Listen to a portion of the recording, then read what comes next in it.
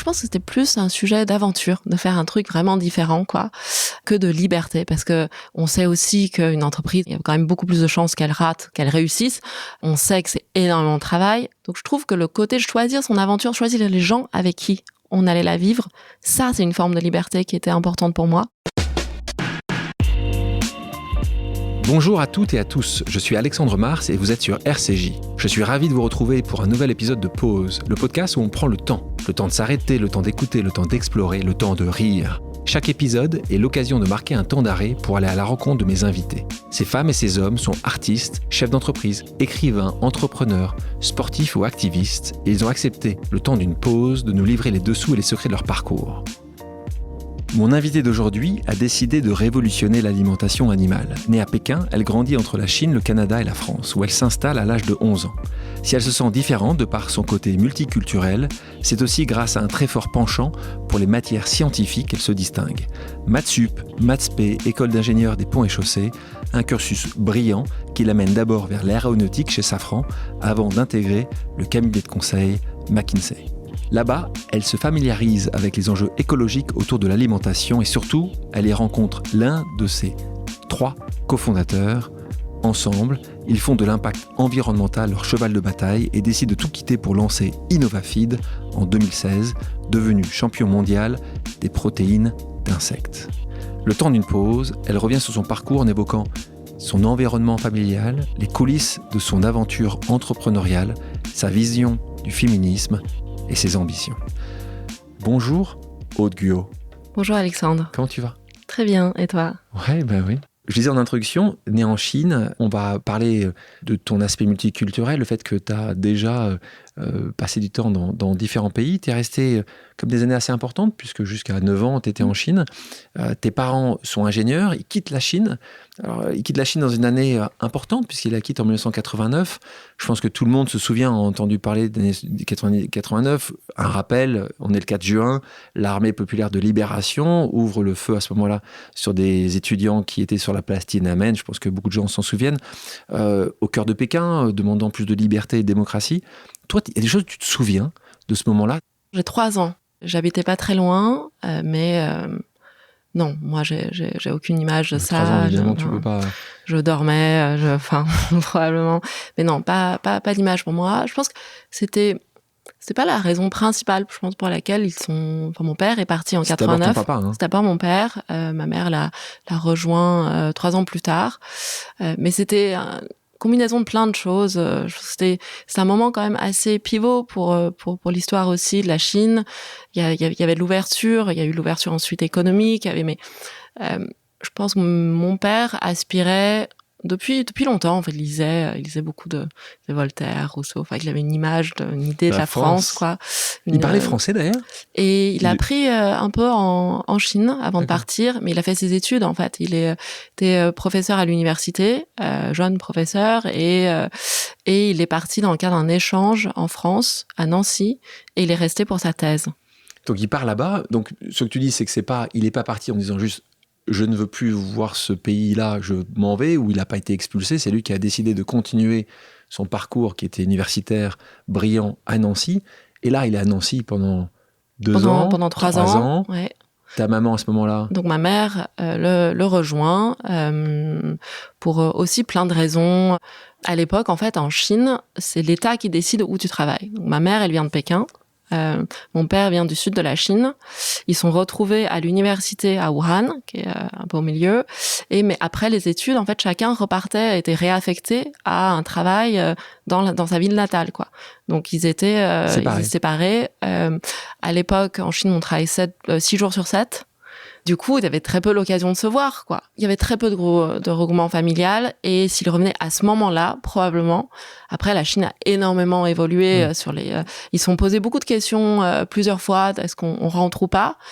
C'était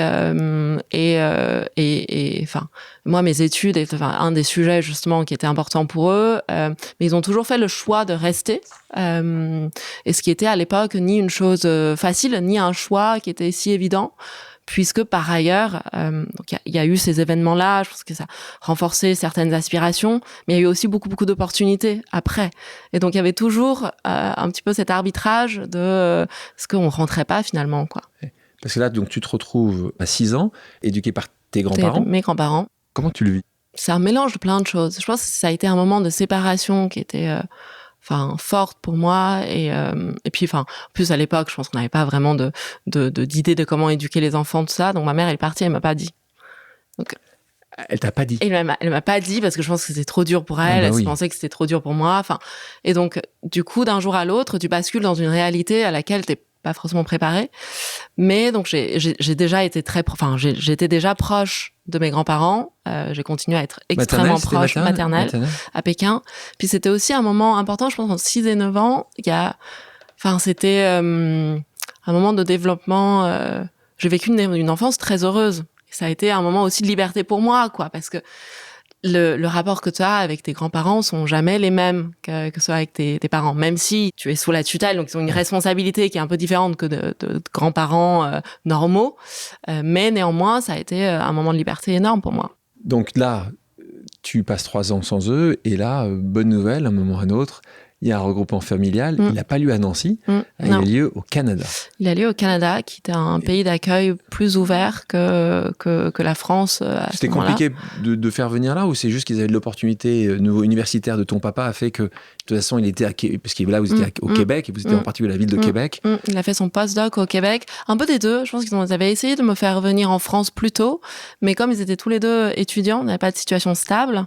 On n'avait pas pu avoir de visa, et donc je pense que ça a participé aussi à la décision qu'ils ont prise plus tard, mais je les ai rejoints au Canada. Ouais.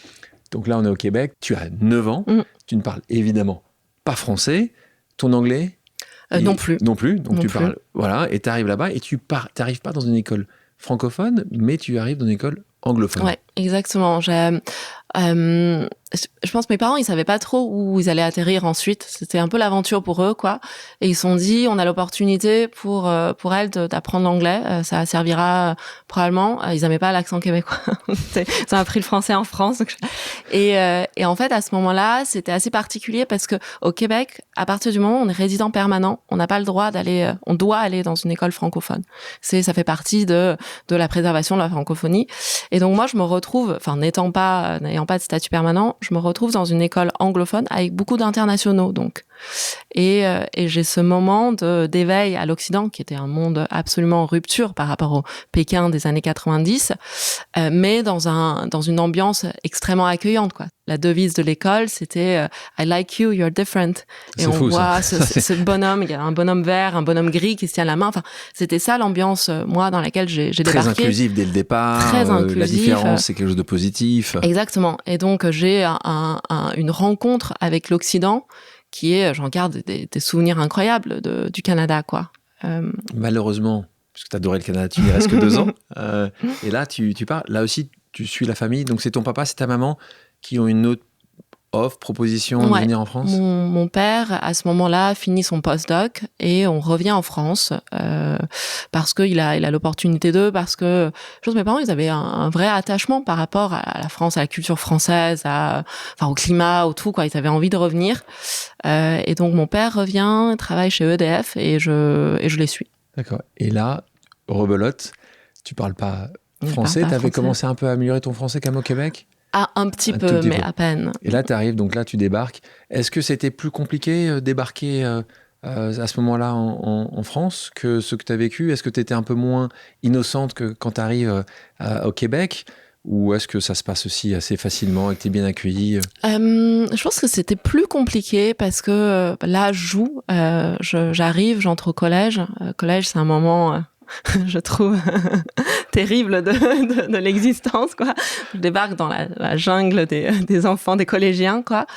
Et il y a quand même un peu de similitude parce que je réapprends une langue. Je pense qu'on avait proposé à mes parents de m'inscrire dans un parcours, passer 6 mois à apprendre le français, et ce qu'ils ont toujours refusé. On avait fait la même proposition au Canada parce que je pense que mes parents ont une idée de l'école qui est absolument centrale. Et ça a été absolument central dans mon parcours.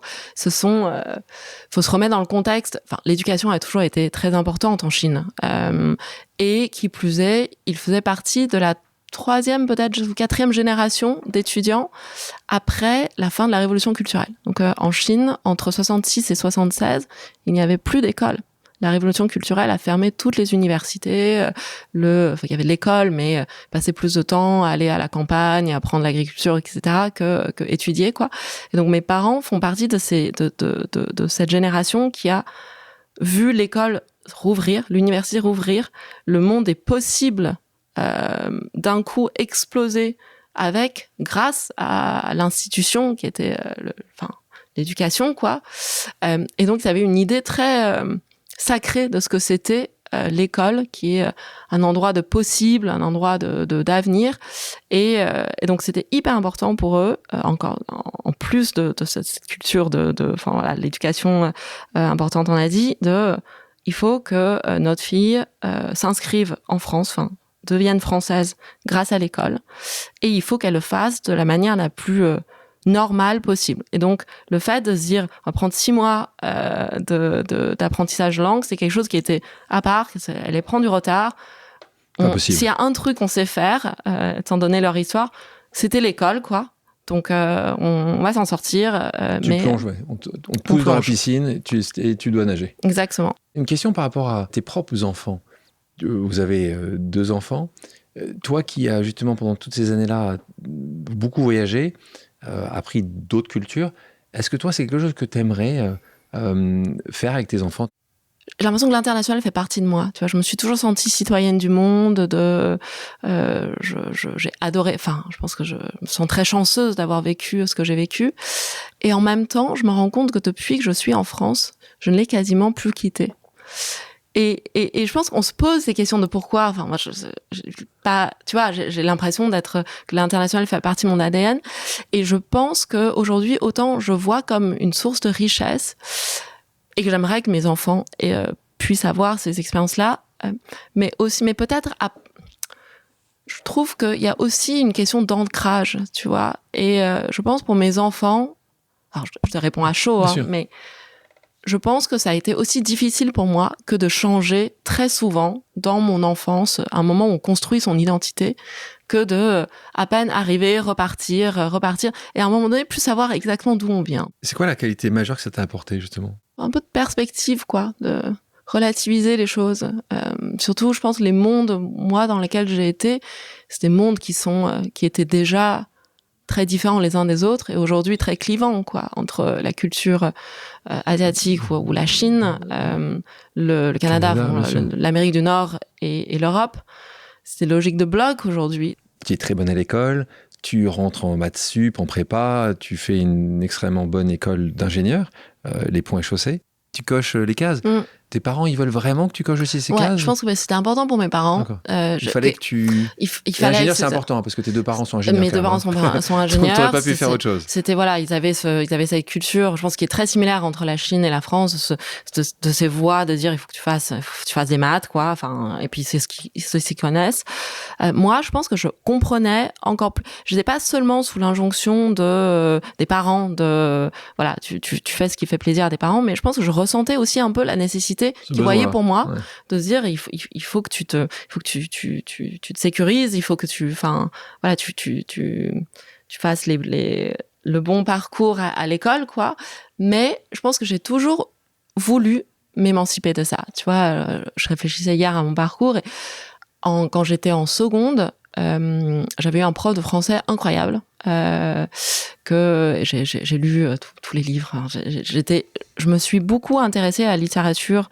J'ai toujours beaucoup lu. Ça a été aussi un moyen pour moi de comprendre la culture dans laquelle j'étais, développer des références communes, un imaginaire commun. Donc, mais en seconde, j'ai voulu faire une première littéraire.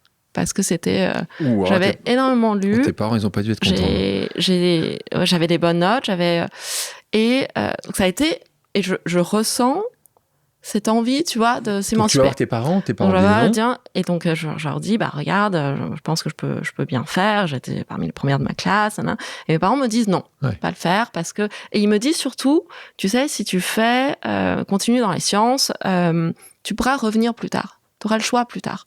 Et en fait, ce choix plus tard, ça m'a beaucoup poursuivi. Et donc, moi, j'ai fait une première scientifique. Au moment de choisir la prépa, j'ai voulu encore là dire je vais faire une prépa commerciale parce que c'est là où il y avait plus de sciences humaines, il y avait plus de littérature. Enfin, j'ai essayé de jouer dans l'univers qui m'était accordé ou qui était possible, que je connaissais. Et pareil, non, fais une voie ingénieure, on connaît ça, on pourra t'aider, tu feras des choix, ça te donnera, tu pourras toujours y revenir.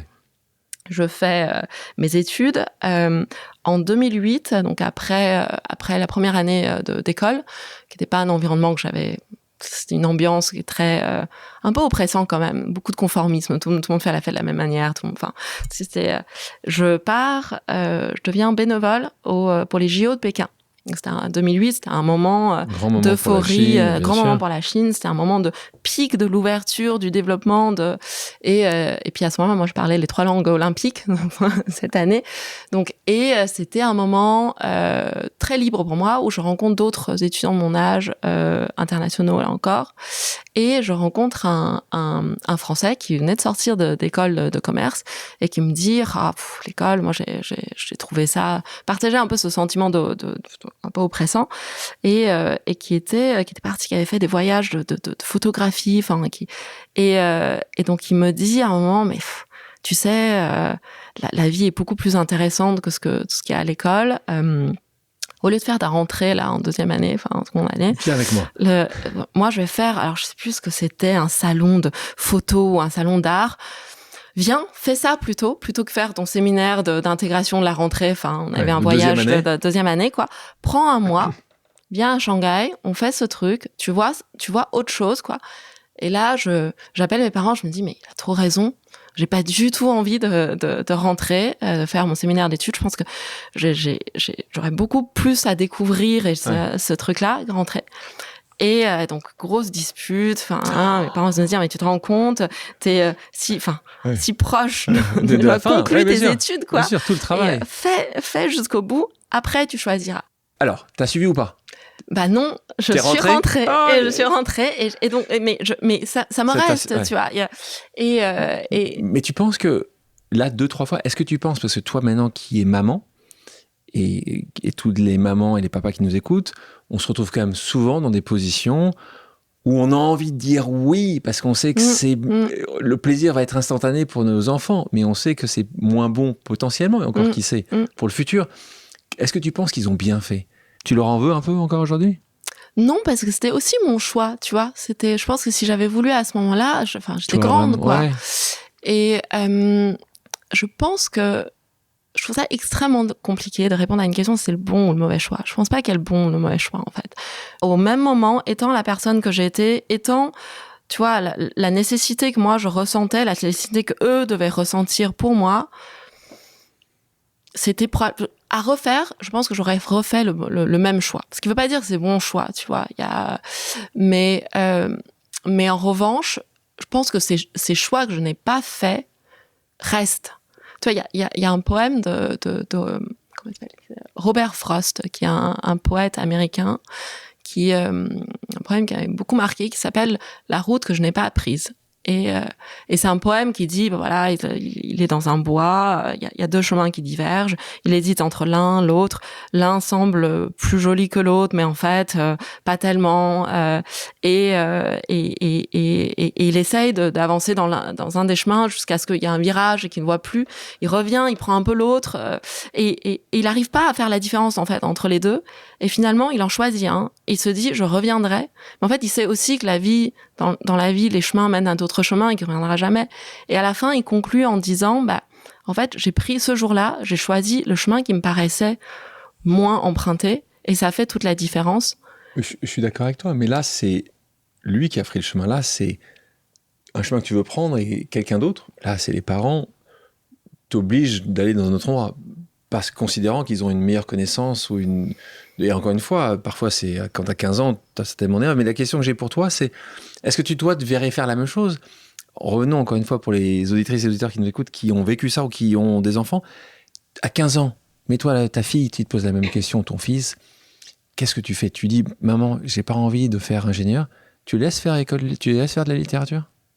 Eh ben, je pense que, tu vois, à ce moment-là, je pense que moi, je dirais, comme mes parents, probablement, t'as envie de jouer la sécurité, mais ce que je veux dire, c'est que l'individu a aussi une responsabilité, même à 15 ans. Tu vois, et je pense que si à 15 ans, j'avais insisté, et que si à 15 ans, je sentais que mon enfant voulait vraiment, je l'aurais laissé. Dans quelques années, quand ils auront l'âge d'écouter le podcast, ils reviendront dire, maman, quand ils auront ça, je dis, maman, tu as dit ça, tu me laisses faire ce que je veux. Mais c'est important. Là, tu rentres chez Safran. Avant de rentrer chez Safran, je te reprends à 18 ans, tu as un rêve. Tu dis, il y a une entreprise qui te fait quand même rêver à ce moment-là.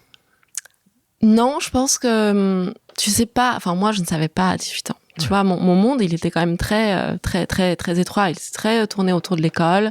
Mes parents ne me laissaient pas beaucoup sortir parce qu'ils avaient peur que ça me déconcentre. Enfin, j'en sais rien. Les étés, on les passait beaucoup en Chine. On rentrait voir la famille. Donc, enfin, j'ai pas une très grande connaissance de ce que c'est que l'après. Mais par contre, je pense que je reviens à ce parcours. J'avais toujours envie de dire un jour je ferai des choses très différentes. Et tu vois, et pour revenir, je vais finir sur ce que disait Robert Frost. Son poème s'appelle La route que je n'ai pas apprise. Il parle de la route qu'il a prise, mais en fait, celle qu'il n'a pas prise reste. Et en fait, ce qui est important, c'est, tu vois, c'est pas la route que tu as prise, ou en tout cas, la route que tu n'as pas prise est aussi importante. Les choix que tu n'as pas faits à un moment donné sont aussi importants que les choix que tu fais à un moment. Ouais, mais tu vis avec des remords. Voilà, non, je pense pas, parce que j'ai pas de remords ou j'ai pas de regrets, parce que je me dis au même moment, avec la personne que j'étais, les connaissances que j'avais, les injonctions que j'avais, enfin tu vois, tout ce contexte-là, j'aurais refait. En revanche, je me suis toujours dit, je reviendrai à ces choix que j'ai pas faits et un jour je ferai un truc différent. Ouais. Safran, tu as plusieurs offres, je suppose. Pourquoi Safran plutôt qu'une chose? C'est une continuité, en fait. Moi, j'ai la 3e année, je l'ai pas fait au Pont. J'ai fait ma 3e année au collège d'ingénieurs. Donc, c'est une bifurcation vraiment très minime, mais pour plutôt des cours d'MBA. Donc là, je reviens à ces choses qui m'ouvrent un peu plus que la technique, les sciences de l'ingénieur. Tu peux juste expliquer pour ceux qui nous écoutent ce qu'est le collège des ingénieurs? Le collège d'ingénieurs, c'est une formation type MBA pour des gens qui ont eu une formation d'ingénieur. Donc l'objectif, c'est de compléter la formation. De faire traverser la rue des ingénieurs, en gros, de leur donner des outils plutôt business à des ingénieurs qui sont plutôt pendant les premières années, qui sont très théorique et exactement. Et c'est une formation qui est en alternance. Donc l'école a des partenariats avec plein d'entreprises, beaucoup de CAC 40, dans lequel on passe moitié du temps à l'école, moitié du temps dans un stage en fait. Et moi, je me suis retrouvée là, pas par hasard, mais un peu quand même. Et j'étais restée 1 an de plus à la sortie parce que j'avais. Alors pour 2 choses, je pense. D'un côté, j'avais beaucoup aimé les gens avec qui j'étais. Les entreprises de Safran, quelque part, c'est une boîte de passionnés aussi. L'aéronautique, ça fait rêver, tu vois. Il y avait plein d'ingénieurs qui avaient leur licence de pilote. Donc, et en même temps, je pense que c'était aussi un peu la continuité du parcours classique de maintenant on sort d'école, tu vas dans une boîte de CAC 40, tu vas être bien, tu seras confortable, etc. Et c'est pour ça, je pense, que je suis pas restée. Pourquoi McKinsey à ce moment-là? Alors, j'avais déjà fait un stage chez McKinsey, en fait, avant, et je suis partie là-bas parce que je sentais que si j'étais restée chez Safran, j'allais jamais faire le choix, tu vois, que je me suis promis à un moment donné de le faire. Et puis McKinsey, c'est génial. Le conseil de manière générale, c'est une combinaison c'est une bonne école, on découvre plein de secteurs, c'est la continuité un peu de l'apprentissage. Moi, j'avais l'impression que ça me permettait justement d'ouvrir mon champ des possibles. Pour moi, ça a été une expérience extrêmement formatrice. Je sais pas si je la conseille à tout le monde, mais pour moi, ça a été. Je pense que j'étais pas prête à entreprendre ou à ce moment-là, et que j'avais besoin d'apprendre, de comprendre comment le monde fonctionnait, comment le monde économique fonctionnait, comment on prenait des décisions. C'était un bon sas. Ouais, pas de décompression ici, mais d'apprentissage du monde Exactement. Donc Mais voilà, t'as bossé sur une émission que t'as beaucoup aimé à ce moment-là. Et alors justement, donc chez McKinsey, j'ai aussi voulu bifurquer. Donc les choses qui m'intéressaient plus, c'était pas les missions à la défense, faire des missions stratégiques. Moi, j'ai passé 8 mois au Gabon. Donc moi, quand je suis arrivée chez McKinsey, j'avais envie d'aller loin sur des problématiques. J'ai travaillé sur l'éducation et c'est là où j'ai rencontré l'un de mes associés, Clément, ce qui est devenu l'un de mes associés. Cet exotisme-là. Vous étiez tous les deux assignés à cette mission qui était au Gabon. Voilà, sur un thème qui était important pour moi, l'école, quoi. Je pense que... Et c'est ça qui a donné l'opportunité ensuite de faire rencontrer des gens qui partageaient les mêmes aspirations que moi. C'est là où on a commencé à refaire le monde, à se dire comment on peut utiliser notre énergie différemment. J'avais pas très envie de revenir en France, en fait, de retrouver un quotidien. Et je pense que ça a été les prémices ensuite de notre aventure entrepreneuriale. Et justement, là, tu penses à ça.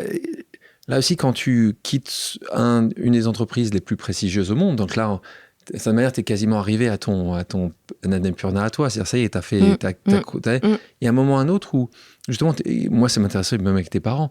À ce moment-là, quand tu dis « je vais quitter ce qui est visiblement comme une très belle entreprise pour me lancer dans le vide », comment ça a réagi ? Je pense que le fait de quitter Mac et de lancer une entreprise, c'est pas quelque chose de non plus très risqué, tu vois. Il y avait beaucoup tu le dis toi-même, il y a beaucoup d'entrepreneurs qui sont passés par là. Je pense pour mes parents, j'avais en effet, je suis arrivée à la fin peut-être cocher un certain nombre de cases, quoi. Pour moi aussi, je me dis jusqu'où après ça va aller. Et mon père est entrepreneur. Donc c'est aussi quelque chose qui il peut qu'apprécier. Il apprécie et oui, j'ai l'impression d'avoir fait mes devoirs, quoi, que maintenant je pouvais prendre un peu plus de liberté, ouais. Pour les gens qui parfois se posent la question, moi aussi je vais me lancer ou j'ai envie de faire, vous avez une longue liste de courses, vous vous posez quelques questions. L'idée, elle vient d'où au départ ? Elle vient d'avoir vu un article, d'avoir parlé à quelqu'un. Est-ce que c'est un brainstorm que vous avez eu en commun ? Est-ce que c'est plutôt toi ? Est-ce que c'est plutôt Clément ? Est-ce que c'est plutôt Bastien ? Raconte-nous un peu le début du début. Alors, le début des débuts, je pense d'abord, c'est rencontrer des gens avec qui on partage des aspirations. Le secteur public a toujours été important pour moi. L'entrepreneuriat, c'était plus l'écosystème. Enfin, on voyait des gens... On se posait un peu des questions de l'après, quoi. On n'avait pas envie d'être consultant toute notre vie. On avait envie d'être davantage acteur. Et dans ce truc de gens, voilà, on était, tu vois, qui réfléchissent à des sujets un peu idéalistes, quoi. C'est-à-dire, mais un peu à refaire le monde, c'est quoi les enjeux de ce monde, c'est quoi les problématiques qu'on a envie d'adresser. Et évidemment, le sujet climatique est très présent. Et puis, du coup, de fil en aiguille, on se dit, ok, c'est le sujet climatique, est-ce que nous, on pourrait résoudre quelque chose, tu vois. C'est que, à ce moment-là, on avait parlé, on s'était retrouvés, je me rappelle, avec Clément, prenait un apéro, sur une terrasse, et, regarde le menu, on commence à dire, ah oui, mais manger, donc, c'est, en fait, la viande, tu vois, nos habitudes alimentaires sont impactants. Il y avait quelques articles déjà sur les insectes, il y avait quelques chefs qui ont commencé à parler des insectes comme apéro, comme c'était un aliment, enfin, tu vois, en Afrique, en Asie, on en mange. Puis je pense que un peu sur le ton de la blague, on se dit mais en fait, il faut qu'on arrête de manger la viande, on mange tous des insectes, quoi. Et on avait un peu développé cette idée de oui, mais en fait, c'est quoi l'impact, l'alimentation, c'est quoi là. Quelque temps plus tard, Clément, je crois, rencontre dans le cadre aussi de ce travail, en fait, quelqu'un qui bosse sur une mission pour un groupe dans la nutrition animale. Il se rend compte et il vient me voir, il me dit mais en fait, tu sais, il y a un vrai déficit en fait dans la nutrition animale aujourd'hui, donc pour les animaux d'élevage, pas pour l'homme, de protéines de qualité et protéines durables. Et en fait, et en particulier dans l'aquaculture, et tu sais ce que les poissons ils mangent dans la nature, ils mangent des insectes. Et donc, tu vois, de fil en aiguille, c'était un peu parti de ça. Et je pense que Bastien, on était 4 au départ. Il y avait également Guillaume.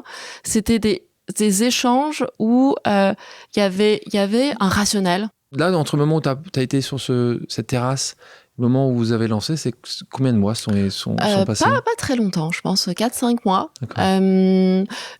Alors, je pense qu'il était assez structurant à ce moment-là, c'est de lancer une idée que tu trouves peut-être un peu farfelue, mais d'avoir l'autre qui dit « Ah, mais ça peut être une bonne idée ».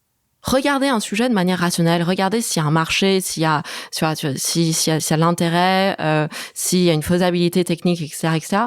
Ça, c'est quelque chose on le fait avec le rationnel. C'était dans nos consultants, on venait de la banque, mais le fait de dire c'est un vrai projet entrepreneurial, ça c'est parce que tu rencontres un écho avec des gens sur une idée qui quand même reste un peu folle, et que des gens disent non, c'est pas si bête que ça, moi aussi ça me botte. Tu nous disais un peu avant qu'il y avait une volonté d'avoir un impact. Est-ce que c'était partagé par vous quatre au départ? Ouais, absolument. Parce que c'est vrai que beaucoup de jeunes, et moins jeunes d'ailleurs, et il n'y a pas de choses négatives à ça, ont aussi une volonté d'une réussite financière. On est en 2015-2016, on parle beaucoup de la tech. Est-ce qu'il y a aussi une volonté d'avoir des moyens financiers, de gagner beaucoup? Est-ce que c'est juste avoir le plus grand impact que vous voulez sur la main? Est-ce que c'était un mix des deux? Est-ce que c'était la même chose chez vous tous? Où il y avait parfois des différences entre les fondateurs? Non, je pense on se retrouvait beaucoup sur ce sujet d'impact, parce que dans notre parcours, que ce soit, tous les quatre, tu vois, moi, je travaille beaucoup sur le secteur public chez McKinsey. Clément également sur du développement économique. Bastien avait travaillé à l'AFD avant d'aller dans la banque. L'Agence française de développement. Voilà, l'Agence française de développement. Et on avait cette idée de dire, on travaillait dans le conseil ou dans la banque pour mieux comprendre comment notre système et notre système économique fonctionne, mais avec cette aspiration de être un acteur pour quelque chose qui nous dépasse un peu, qui soit pas on sentait pas très tech, tu vois. Il y avait beaucoup de gens qui lançaient des boîtes de tech digital, des services. C'était moi, je connaissais pas très bien ce milieu-là, quoi. Parfois, la volonté de créer, mais souvent tous les entrepreneurs disent je veux la liberté. Parce qu'ils pensent au départ, avant d'avoir lancé son entreprise, que ça peut être une certaine liberté. Toi, c'était un sujet, la liberté. Et puis une question par rapport à ça, est-ce que tu penses que tu es plus libre aujourd'hui que tu l'étais à McKinsey? Moi, je pense que c'était plus un sujet d'aventure, de faire un truc vraiment différent, quoi, que de liberté. Parce que on sait aussi qu'une entreprise, il y a quand même beaucoup plus de chances qu'elle rate qu'elle réussisse. On sait que c'est énormément de travail. Donc je trouve que le côté de choisir son aventure, choisir les gens avec qui on allait la vivre, ça, c'est une forme de liberté qui était importante pour moi. Mais aujourd'hui, non, je me sens pas libre. C'est assez peu libre quand même. On parle de ce projet-là, on a évoqué le nom de cette entreprise, Innovafeed. Est-ce que tu peux quand même nous faire le pitch commercial pour que toute personne qui nous écoute maintenant comprenne exactement ce que fait Innovafeed? Concrètement, Innovafeed, on produit des nutriments à base d'insectes pour nourrir les animaux d'élevage, et dans l'objectif de les nourrir de manière plus durable qu'aujourd'hui. Et ce que ça veut dire, c'est que on élève des insectes et on les transforme en farine protéique, donc en nourriture. Donc c'est quoi? C'est de la protéine, c'est des huiles. Et ensuite, les résidus de nos élevages, ça devient un engrais, en fait, un peu comme le ver de terre, tu vois. Et l'idée fondamentale derrière, c'est aujourd'hui l'élevage et la nutrition animale pèse pour quasiment la moitié de notre agro-industrie, 30% de nos pêches. Donc, on cultive, on a des cultures, on pêche pour nourrir les animaux qui nous nourrissent, en fait. Et 30%, c'est quand même considérable. C'est considérable. Et dans la perspective de dire on est de plus en plus nombreux, on va bien sûr changer de mix alimentaire, aller sur des choses moins... tu vois, on mange moins de viande aujourd'hui, mais les tendances globales, la population, c'est quand même on mange plus de viande. Et en fait, 80% de l'impact de la viande qu'on mange vient de l'aliment. Et donc, pouvoir trouver des aliments qui soient beaucoup plus durables réduit drastiquement l'empreinte carbone. Et l'insecte, ce qu'on a voulu faire, c'est faire ce que faire comme la nature, en fait. Parce que l'insecte, dans la nature, est un agent de circularité. Dans la nature, un insecte, ça se nourrit de biomasse en décomposition et ça réinjecte les nutriments dans la chaîne alimentaire en nourrissant les oiseaux, les poissons, etc. Et en fait, nous, c'est exactement ça qu'on a envie de faire. C'est dire, on construit des usines où on élève des insectes avec des résidus issus de l'agro-industrie. Donc c'est quasiment du déchet qu'on recycle. On chauffe avec de l'énergie fatale, de l'énergie dissipée, et Les gars, énergie fatale. Hein. Là, je viens d'apprendre un mot, donc je suis content. Alors, donc c'est l'énergie qui est dissipée tu disais tout à l'heure que tu avais... par l'agro-industrie qui ne sert à rien, c'est l'eau chaude qu'on laisse dans la nature, et on chauffe nos process avec ça. Et du coup, en fait, l'ensemble de nos ressources et du résidu, tu vois, c'est pas de la ressource dédiée. Et à la sortie, ce que ça fait, c'est que les protéines qu'on produit ont un impact carbone de entre 50 et 80% moindre par rapport aux solutions, aux sources existantes. Et donc, on nourrit mieux, on nourrit plus durablement les animaux qu'on mange. Est-ce que ce discours a beaucoup évolué depuis le départ ? L'ambition, ça a toujours été, dès le début, l'alimentation. Ça a toujours été la durabilité du système alimentaire. Ça a toujours été, on a toujours visé la nutrition animale pour les insectes, parce qu'on s'était dit en fait manger des insectes, ça n'a pas arrivé du jour au lendemain, parce qu'il y a énormément changer les cultures alimentaires, et il n'y a rien de plus difficile que changer la manière dont on mange, quoi. C'est tellement hyper émotionnel en fait. Mais du coup, nutrition animale, c'est un gros marché. C'est c'est aussi potentiellement beaucoup d'impact. Et donc, on veut utiliser les insectes comme un aliment plus durable. Ce qui a changé, c'est évidemment le modèle, la technologie, comment on le fait de manière la plus efficiente possible, mais l'idée, l'ambition est restée le même. Quand vous lancez InnovaFeed, le nom, c'est celui-là dès le départ ? On a quasiment eu une crise de gouvernance première semaine de la boîte, on a failli se séparer. On a eu énormément c'était parti de... Il y avait des noms en acronyme, parce qu'on s'est dit non mais nous on veut pas être à but lucratif. Enfin tu vois, presque des trucs un peu associatifs jusqu'à, je sais pas, de Insect Farm. Enfin il y avait beaucoup de... Et on a choisi InnovaFeed un peu aussi parce que on est des ingénieurs, pas beaucoup d'imagination, de créativité. On s'est dit en fait on veut faire la nutrition animale. Donc ça c'était dès le début, un feed. Et qui était innovant. Bon, donc, c'est bon ça. D'accord. Donc c'est une bonne idée. Et tu avais un .com, où vous avez racheté peut-être le .com, comme ça vous aviez la possibilité d'avoir tout. Tu parlais de nutrition animale, c'est vrai que il y a eu, sur tous ces sujets de protéines, beaucoup de développement suite à ces années-là. Ouais. On a vu, par exemple, une entreprise qui a beaucoup parlé, qui s'appelle Beyond Meat, qui justement a essayé d'apporter là aussi son écosystème en disant on peut essayer différemment. Comment tu les as vus arriver, ces structures qui aujourd'hui continuent d'ailleurs à dire on peut manger différemment, ce que tu disais très justement tout à l'heure, ça doit changer quand même beaucoup... ça doit faire changer beaucoup le comportement des gens et l'habitude. C'est quand même compliqué de changer les habitudes. Toi, tu vois comment arriver sur ce secteur-là ? Ils ont eu beaucoup de succès. Après, c'était plus compliqué. Nous, quand on s'est lancé, Beyond Meat, il y a aussi Impossible Foods, était déjà gros. On était déjà portait cette promesse de changer le mix alimentaire, etc. Et en fait, nous, ce qu'on s'était dit, c'est ça contribuera et il faut le faire. Mais le gap est tellement énorme, ça ne suffira pas. Tu vois, il faut, en gros, pour respecter l'augmentation de température à 2 degrés, il faut abattre de 70% les émissions liées au système alimentaire. Donc, le mix alimentaire, manger moins de viande, ça va faire un bout du chemin, mais ça ne sera pas suffisant. Et donc, il faut d'autres leviers. Et je pense que décarboner l'agro-industrie, il faut le faire, mais ça ne sera pas suffisant. Donc nous, on s'est toujours imaginé comme on va être une contribution. On veut avoir le plus de levier sur la table pour arriver à ces moins 70, quoi. Donc la nécessité de l'un ne remplace pas la nécessité de l'autre, quoi. Aude, je te propose maintenant une pause amicale. J'ai demandé à quelqu'un qui te connaît de te poser une question surprise. On écoute. Bonjour Aude. Je voulais te demander, avec un peu de recul, quelle période du projet tu aimerais pouvoir revivre ? Question du cofondateur d'InnovaFeed, Clément Ray, pour toi. Les débuts. Ouais. Les débuts, alors pour moi qui est voulu en plus du sens, tu vois, le sens, c'était ce qui m'a fait me lancer, mais l'aventure du début est incomparable, quoi. Se retrouver avec un groupe de gens, tu sais, quand on parle de liberté, je pense que la liberté fondamentale, c'est avec qui on le fait. Avec qui on fait ça, et avoir un groupe de gens, on partage la même ambition, les mêmes valeurs, et qui a tout à faire et que personne ne sait rien comment faire. C'est génial. C'est difficile d'ailleurs, parce que là, sur les 4, vous êtes 3, encore opérationnels ? Ouais. Ce qui est quand même pas mal, parce que vous vous connaissiez pas tellement. Là, on est 7 ans après. Mais c'est pas comme si vous aviez passé 10 ans ensemble. Donc, il y a un risque. D'ailleurs, le risque, il est là. Question d'ailleurs pour les gens qui nous écoutent. T'as un conseil, toi, pour bien choisir ton partenaire? C'est comme dans la vie, hein, c'est comme dans les couples. Est-ce que il y a un truc que tu as senti, quelque chose, ça s'est plutôt pas mal passé, hein, 3 sur 4 au bout de 7 ans.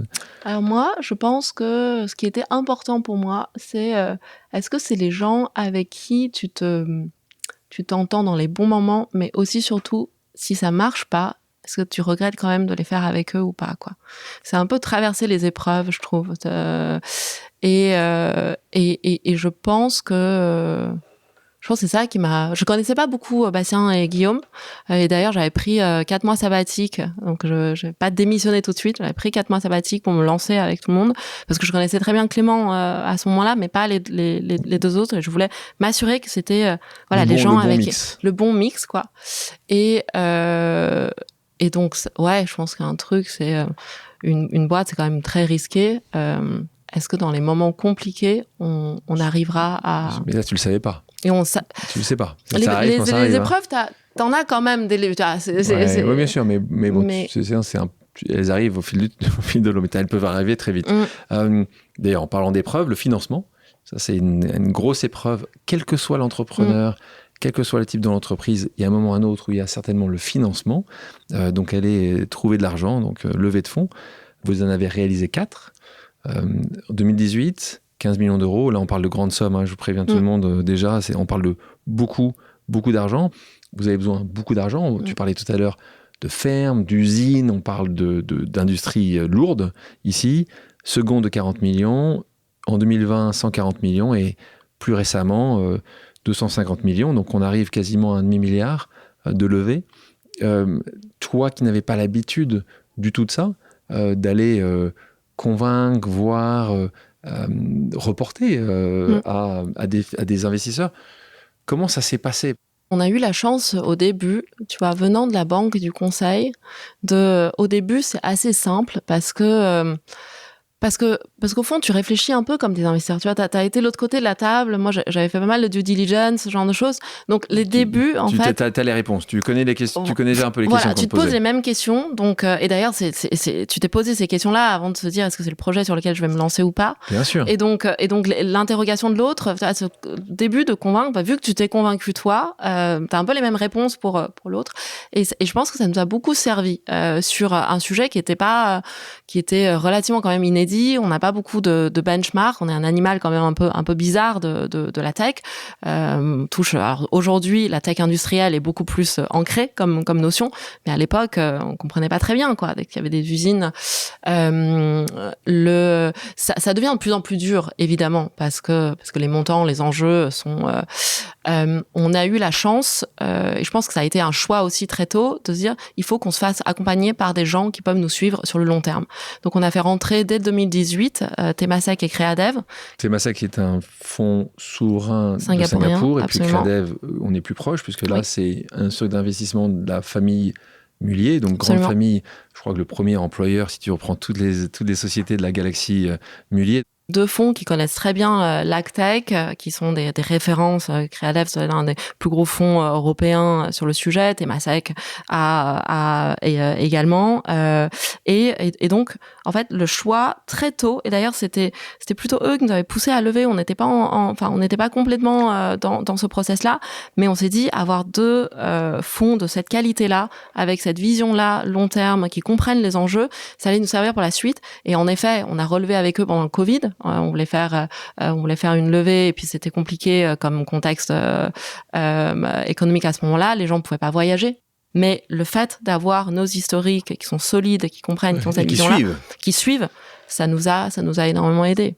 Si tu avais un conseil à donner à quelqu'un qui va aujourd'hui chercher de l'argent, c'est quoi ? Ce qui nous a aidés, qui nous a permis de convaincre les autres, c'est qu'on a été beaucoup plus sceptiques que tous ceux avec qui on a discuté. Tu vois, je pense que quand t'es entrepreneur, t'as envie, en fait, que ton idée marche, t'as envie de vendre ton truc, t'as envie de convaincre ça. Ouais, et en fait, tu te rends compte que lorsque c'est pas la même dynamique que quand toi-même, tu dis, attends, moi, j'ai des enjeux aussi importants pour responsabilité vis-à-vis de soi, mais aussi vis-à-vis des équipes qui te rejoignent, tu vois. C'est ça aussi qui est au bout d'un moment hyper prenant. Mais est-ce que mon projet, il a une chance de marcher? Et donc, en fait, une fois que toi, tu t'es posé toutes les questions difficiles et que tu dis, je suis convaincu et avoir un projet qui va valoir le coup pour moi, pour mes équipes, c'est beaucoup plus simple de convaincre l'autre. Ça fait 7 ans, il y a encore beaucoup de choses à faire. T'en es où aujourd'hui ? Je pense qu'aujourd'hui, pour InnovaFeed, on a énormément structuré les choses. On est plutôt dans une phase maintenant de delivery, de ce qui a été critique, tu vois, dans n'importe quel projet entrepreneurial, c'est est-ce que tu as des vrais débouchés? Est-ce que tu as un vrai marché solide, carnet de commandes solide? On a dû développer des filières entières sur le poisson, sur la volaille, sur le porcin, avec des partenaires. On est dans un écosystème très B2B, donc des partenaires qui sont eux-mêmes des industries qui sont beaucoup plus gros que nous. Donc, projeter dans ce truc long terme, mobiliser l'ensemble de l'écosystème pour créer la filière, avoir les commandes, ça, c'est un point majeur. Et d'ailleurs, deux de nos clients et partenaires, que ce soit Aval ou Amont, ADM et Cargill, sont à notre capital depuis l'année dernière. Donc, ce qui est aussi un symbole fort de cette ambition long terme commune. Deuxièmement, c'est d'avoir, je pense, une équipe solide. Et ça, on est passé par plein de choses. Nos rôles ont beaucoup évolué. On a aujourd'hui une équipe de direction. On a introduit la seniorité, beaucoup d'expérience pour nous épauler. Donc encore cet esprit entrepreneurial, mais aussi de l'expertise, de l'expérience. Donc ça, hyper important. 3, des investisseurs et des partenaires financiers, là encore, solides, long terme, alignés sur la même vision. Et donc, je dirais que ça, c'est un triptyque extrêmement solide, important, fort. Et maintenant, le sujet pour nous, c'est de vraiment scaler, délivrer nos projets industriels.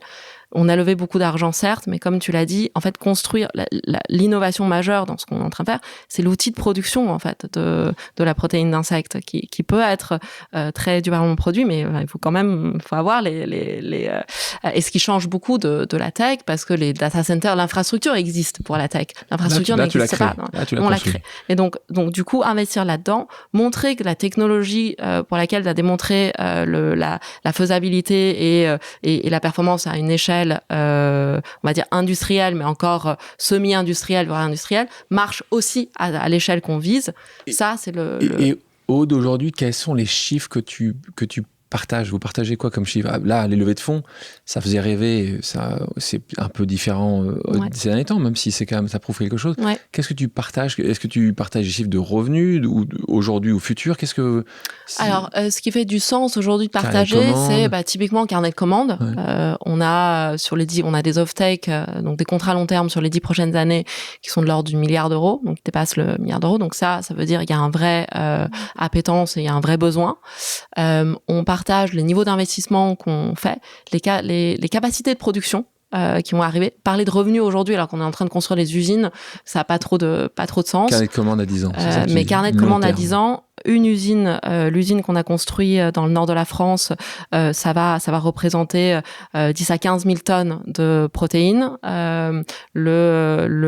à 15 000 tonnes de protéines, de nouveau pour des béotiens comme moi, en tout cas, et peut-être quelques personnes qui écoutent. C'est combien d'animaux que tu peux nourrir? 40-50 000 tonnes de poissons, par exemple. C'est une usine, ça va avoir un chiffre d'affaires de 60-70 millions d'euros. Donc, c'est ça aussi ce qui arrive. Usine, on est en train de construire une deuxième usine aux États-Unis qui ouvre ses portes à la fin de l'année. On étend celle de la France. On a des dizaines d'autres projets de ce type-là en Europe, en Amérique, en Asie aussi. Il y a beaucoup de potentiel. Très industriel. Donc, très industriel, très technologique. On va s'arrêter à nouveau, une petite pause amicale. Quelqu'un d'autre qui a la gentillesse de prendre son temps pour te poser une question. Il t'apprécie beaucoup. On l'écoute. Bonjour Aude, un immense bravo pour le développement d'InnovaFeed. Ma question pour toi, c'est, tu es en train de créer une boîte industrielle. Comment tu gères la balance entre l'innovation et le rythme rapide de l'innovation et le temps long de l'industrie qui demande des investissements en capitaux? Parce que si vous arrivez à faire ça, c'est complètement extraordinaire.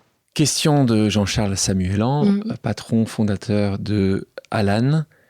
Eh bien, c'est ce qu'on vient de dire. C'est une très bonne question qui est pas simple. Décorréler le sujet technologie du sujet industriel. Et donc, Innovafeed, c'est un projet industriel, certes, parce qu'on doit construire les outils, mais on n'oublie pas que c'est avant tout une question de technologie. Et donc, on investit énormément dans la technologie, et ça fait partie de... on a transformé notre usine pilote, toujours dans la France, dans un centre d'essai de techno. On a investi 20 millions par an sur ce sujet-là. Et sur la partie industrielle, quelque part, en fait, tu te dis, je veux pousser ma technologie, je suis toujours en train de réfléchir sur l'usine d'après, voire les 2 usines d'après. Donc, je réfléchis à 5-10 ans. Et c'est ça l'enjeu de mon équipe technologie. Mon équipe ensuite industrielle, et d'ailleurs, c'est 2 pôles, 2 équipes différentes. Elle, son objectif, c'est comment je raccourcis le temps de construction. Ce qui prend du temps, c'est entre le moment où on a signé un projet et le moment où les portes s'ouvrent, il faut 2-3 ans. Et là-dedans, c'est de rationaliser de raccourcir tous ces temps. Et un de nos enjeux très importants aujourd'hui, c'est le réglementaire. Entre le moment où on a un projet finalisé et le moment où on a l'autorisation de poser la première pierre, il faut 18 mois. Dans les autres pays européens, c'est 2-3 fois moindre. Et donc, c'est comment, tu vois, aussi travailler avec les services de l'État, et là, on a besoin de l'appui d'un pays.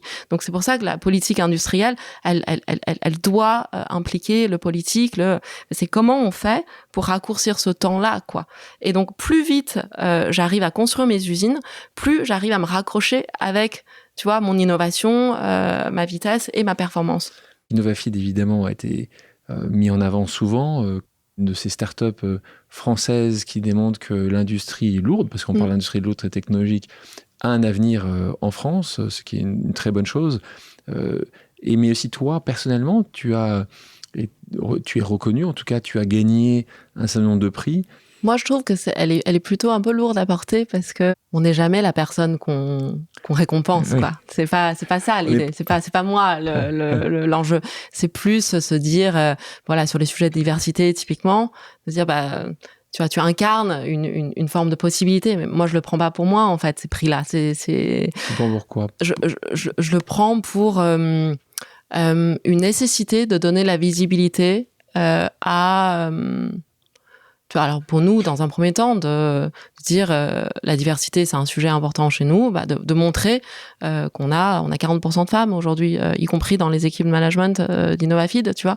Et donc ça, c'est important. Et c'est important de montrer que on a envie d'avoir plus de femmes. Donc venez. Donc il y a un truc de visibilité.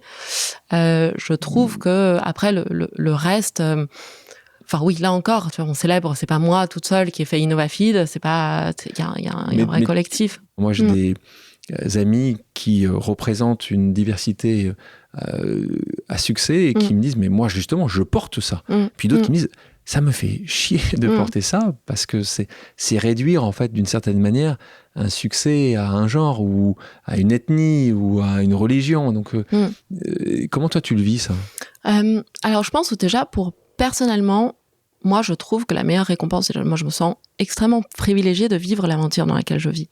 Donc, j'ai pas besoin, tu vois, j'ai pas voulu être dirigeant ou être, donc l'être c'est pas ça, c'est pas pour cette raison-là que j'ai fait Innovafeed, mais l'aventure, ce projet qu'on est en train de construire, je me sens déjà 1000 fois chanceuse de juste pouvoir en faire partie. Après, sur la question de la représentativité, je trouve aujourd'hui, et surtout sur les sujets de diversité d'égalité homme-femme, je trouve qu'il y a une nécessité de le faire pour donner de l'idée à d'autres qui voudraient le faire. Le rôle modèle, tu veux dire? Je ne sais pas si c'est le rôle modèle, mais en tout cas, c'est faisable. Possibilité. Voilà, possibilité. Par contre, je trouve que c'est très difficile à incarner dans le sens où je pense qu'il y a autant de féminisme que de femmes, qu'il y a autant d'approches, tu vois, vis-à-vis de comment on vit notre identité que de gens qui le vivent, quoi. Donc, ma parole, ça ne concerne que moi, quoi. Tu te considères féministe? Ah ouais, bien sûr. C'est quoi ta définition? Ma définition du féminisme, c'est de réussir à s'affranchir des injonctions qui se multiplient, quoi. Et je trouve que d'un côté, je pense que c'est à la fois un combat collectif et un combat individuel. Il y a un combat collectif qui est l'affaire de justement qui est se battre pour le socle commun qui réunit tous les féministes, tu vois, l'égalité salaire, voilà, les questions sur la pénibilité de travail liée à la maternité, l'accès à des fonctions, tout ça, c'est évident, tu vois. Et ça, il faut un collectif pour le porter. Après, tu vois, l'équilibre quotidien, moi, je trouve que c'est un sujet difficile que moi je vis entre être femme active, être maman, être aussi être là, être femme pour soi, quoi. Il y a autant de réponses, autant de complexité qu'il y a de femmes. Et ça, ce combat-là, j'ai l'impression que c'est plus quelque chose de beaucoup plus personnel. Donc, il faut donner à voir tout le possible. Et là-dessus, moi, mais ce qui m'inspire le plus, c'est ces femmes qui sont heureuses dans ce qu'elles font, tu vois. Et ben beaucoup plus. Connu ou pas connu Alors sur des combats, là, il y a toutes les figures qui ont porté la voix, les Simone Veil, tu vois, tous les dirigeants, les grandes dirigeantes aujourd'hui qui sont des vrais rôles modèles de casser des plafonds de verre. Mais après, sur le deuxième sujet, c'est beaucoup plus les femmes autour de moi, en fait. C'est des copines qui arrivent à se débrouiller, qui sont heureuses, qui ont pas forcément le job le plus ambitieux, tu vois, qui ont choisi, certaines ont choisi d'être mères, certaines ont choisi de pas avoir d'enfants, certaines ont choisi de faire les deux, mais qui sont contentes qui arrivent, quoi. Est-ce que tu as senti souvent des gens te traiter différemment, je veux dire, mal te traiter, parce que tu étais une femme, ou est-ce que parce que tu étais d'origine asiatique ? Je pense que je me suis pas vraiment posé la question pendant très longtemps. Tu vois, donc peut-être dans mon parcours en tant que femme, en tant que asiatique, tu vois, je savais que j'étais différente, mais tu vois, je savais que j'étais pas française, que j'avais besoin de m'intégrer, d'apprendre plein de codes, mais c'est difficile de dire est-ce que je pense peut-être que j'ai choisi, tu vois, t'as choisi de pas voir. Peut-être j'ai choisi de pas voir, tu vois, de pas me dire avant de postuler à quelque chose, est-ce que c'est possible, c'est pas possible, quoi. Je pense qu'il y a plein de choses on discutait quand je suis arrivée au collège. Je pense que tu vois, j'avais des gens qui venaient me voir, qui faisaient 3 bruits, qui disaient ce que ça veut dire en chinois, tu vois. Et en fait, je pense que ce qui m'a protégée à ce moment-là, c'est que je comprenais pas le français. J'avais pas compris, tu vois, ce qu'ils me disaient, ouais, et j'avais pas parlé français, donc je pouvais pas répondre. Non. Et petit à petit, je pense qu'il y avait plein de trucs où je me suis juste pas posé la question. Et peut-être que si à ce moment-là, j'avais identifié, tu me dis ça parce que je suis une femme ou parce que je suis étrangère. C'est du racisme primaire, là, ça m'aurait peut-être fait plus mal. Et c'est une autoprotection, en fait, tu penses?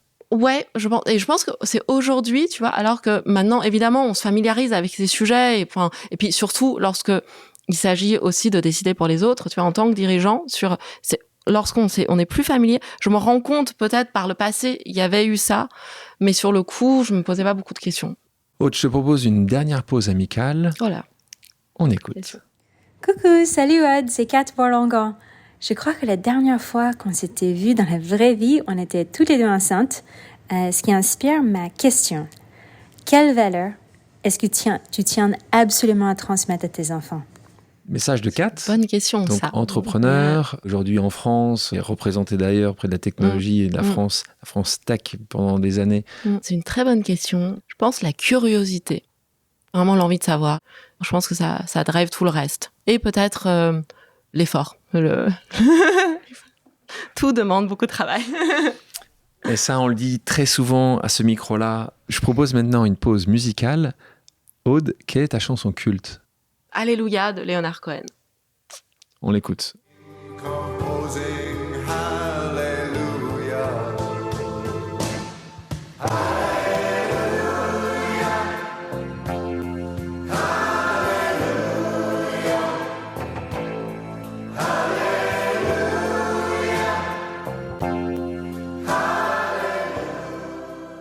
Aude, merci d'avoir accepté mon invitation. Merci beaucoup de m'avoir invité. Merci à tous d'avoir pris le temps de faire une pause avec nous sur RCJ. J'espère que l'émission vous a plu, inspiré ou fait réfléchir. Si c'est le cas, je compte sur vous pour soutenir Pause sur radio-rcj.info ainsi que sur toutes les plateformes d'écoute. À bientôt sur RCJ pour un nouvel épisode de Pause.